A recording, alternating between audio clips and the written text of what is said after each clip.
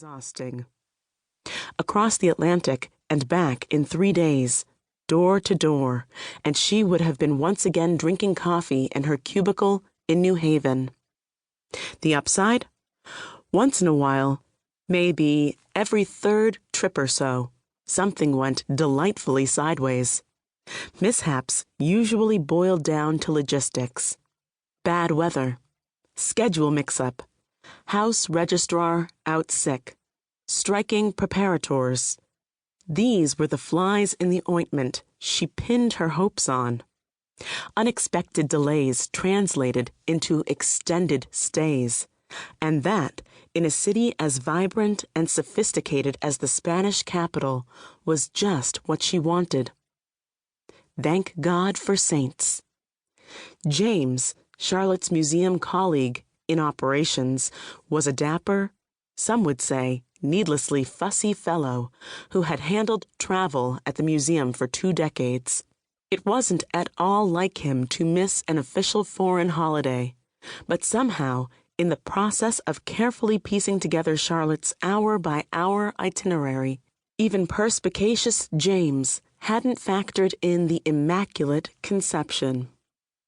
Nor could he have planned on the Arctic squall that unexpectedly descended on the city the very day of the Marian Festival in the first week of December.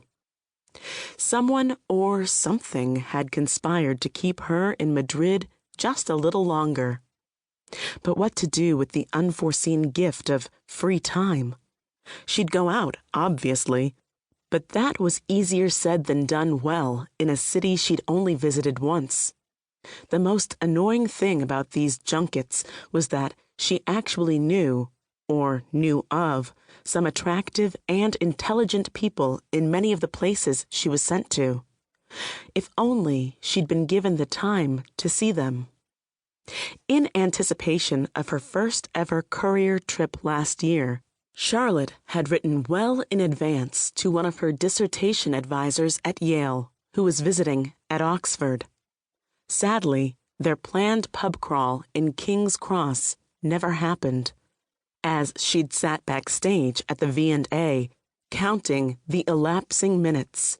A forklift's transmission gave out, and the crate containing the rare, full-length Aikens portrait in her care couldn't be opened and inspected until several hours after her predicted quitting time. This had been Charlotte's initial schooling in the futility of trying to add pleasure to a business trip. But now that the wine had started to ease away the day's stresses, a local contact hovered just beyond the tip of her mind.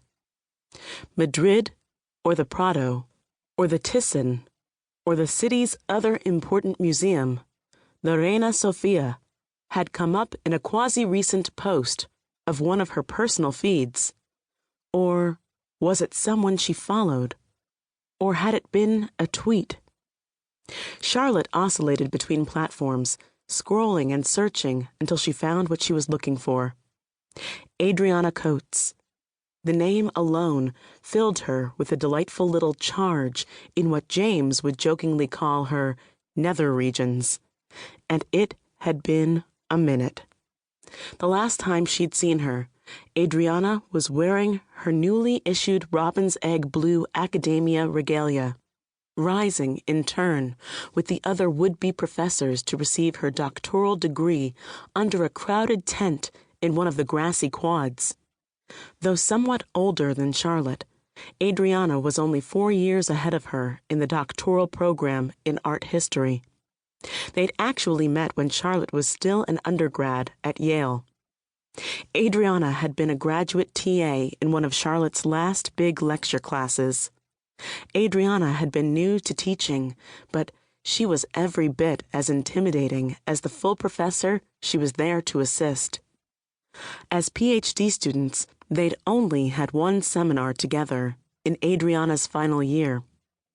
Charlotte had put herself together for those beyond daunting weekly class meetings, dressing as she might for a job interview, if not a first date.